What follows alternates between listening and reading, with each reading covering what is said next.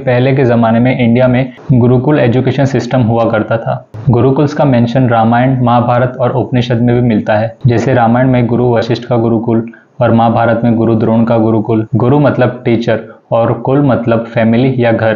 कुल का एक और मतलब भी होता है लीनिएज या क्लैन। तो गुरुकुल का मतलब होता है लीनिएज या क्लैन ऑफ द गुरु।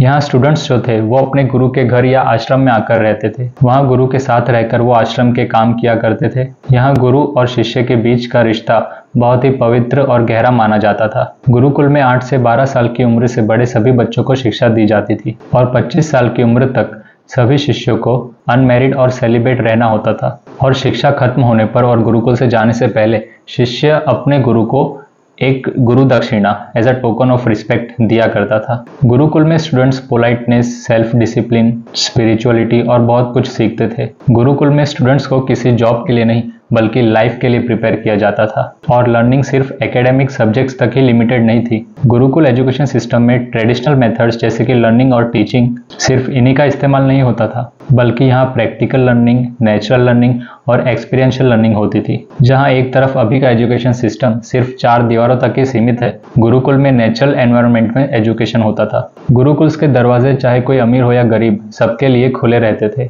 और यहाँ स्टूडेंट्स का ओवरऑल कैरेक्टर डेवलपमेंट किया जाता था। वैदिक पीरियड में मैत्रेयी, विश्वम्भरा, अपाला, गर्गी और लोपमुद्रा जैसी कई वीमन स्कॉलर्स के नाम भी हमें मिलते हैं। यहाँ astronomy, philosophy, mathematics, science, study of laws, Brahmanas, Arthashastra, Ayurveda, धनुर्विद्या, उपनिषद, पुराण्स, वेदास और वेदांग्स पढ़ाए जाते थे।